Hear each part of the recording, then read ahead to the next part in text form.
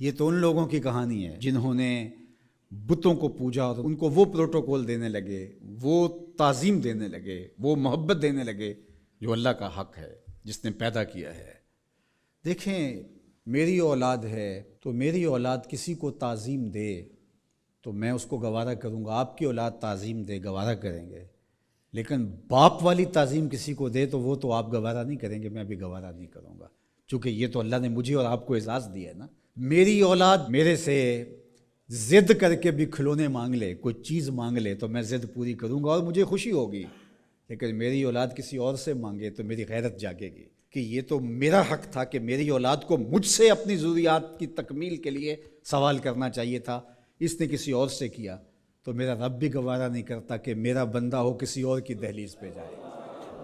کہا تمہارے جوتے کا تسمہ بھی ٹوٹ جائے تو اپنے رب سے مانگو، وہ تمہیں دینے والا ہے، تمہاری ضرورتوں کی تکمیل کرنے والا ہے، یہ تمہارا رب گوارا نہیں کرتا۔ اللہ اکبر۔ حضور نے سوال کرنے سے منع کیا۔ حضرت ابو بکر صدیق رضی اللہ تعالی عنہ سواری پہ بیٹھے تو ہاتھ سے کوڑا گر گیا، تو آپ گھوڑا کھڑا کیا، نیچے اترے، کوڑا اٹھایا، پھر بیٹھے، تو کسی نے کہا کہ یہ آپ فرما دیتے، ہم پکڑ کے آپ کے ہاتھ میں دے دیتے۔ کہا حضور نے سوال کرنے سے منع کیا۔ یہ ہیں وہ لوگ جو عمل کرنے والے ہیں اور ہم تو باتیں کرنے والے ہیں۔ والذین آمنوا اشد حبا للہ، اور جو اہل ایمان ہیں وہ اللہ کو ٹوٹ کے چاہتے ہیں، شدید، بلکہ شدید سے آگے اشد ہے لفظ، یہ طلباء جانتے، اس میں تفضیل ہے۔ جو اہل ایمان ہیں وہ اللہ سے ٹوٹ کر محبت کرتے ہیں، محبت کی جو آخری حد ہے، اور یہاں محبت میں اشد کا لفظ کہہ لیے، دوسرے لفظوں میں اس کو عشق کہہ سکتے ہیں۔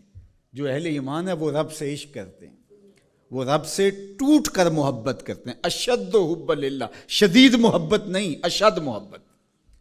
اشد محبت سے آگے تو کوئی درجہ ہی نہیں ہے، تو وہ کتنی محبت کرتے ہیں، تبھی تو جانیں وار دیتے ہیں اس کے نام پہ، اس کے حکم پہ گردنیں کٹواتے ہیں۔ یہ ہے شدید محبت کا روپ۔ اس کا حکم ہوا جیسا ہوا۔ ذرا دیکھیے یہ کتنے لوگ ہیں، آپ کوئی شہر سے آیا ہے، کوئی دیہات سے آیا ہے، کوئی دوسرے شہر سے آیا ہے، کوئی گلیوں سے نکل کے آ گیا ہے، تو یہ کیوں بھاگے بھاگے آ رہے ہیں؟ آج کل تو کسی کے پاس 10 منٹ نہیں ہے، تو آپ کہیں گے جمعہ ہے، رب کا بلاوا ہے، آگے یہاں میں چاہوں تو 1 گھنٹہ گفتگو کروں، آدھا کروں، آپ بیٹھے رہیں گے، پھر چلے جائیں گے، ابھی گھر جا کے کمر سیدھی نہیں ہوگی تو پھر مسجد سے بلاوا آئے گا، آپ پھر بھاگے چلے آئیں گے۔ تو وہ مالک اس محبت کی لاج رکھنے والا ہے۔ یار اللہ سے محبت بہت بڑی دولت ہے، آج اللہ سے محبت ہم بھول گئے ہیں۔ حضور علیہ الصلاۃ والسلام کی محبت بھی اللہ کی محبت ہے، یہ بات ذہن میں رکھیے گا۔ اس کا یہ مطلب نہیں ہے کہ کوئی شخص حضور کی محبت کی نفی کر دے اللہ کی محبت کا نام لے کر، جس طرح کہ ایک فکر ایسی بھی موجود ہے، لیکن دوسری جانب بھی کچھ ایسی صورتیں اتر گئی ہیں کہ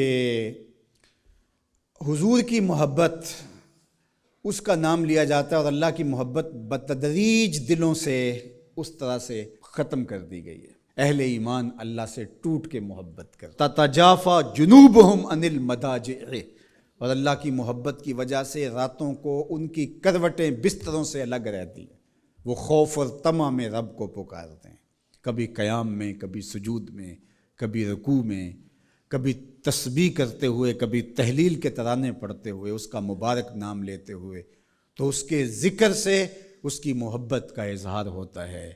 نماز پڑھو تو ڈوب کے پڑھو، سجدہ کرو تو ڈوب کے پڑھو، گویا تم اپنے مالک کی دہلیز پہ اپنا سر رکھ دیا ہے، اور پوری تندہی کے ساتھ اس کے حضور سجدہ ریزیاں کرو، چونکہ وہ ہمارا خالق ہے۔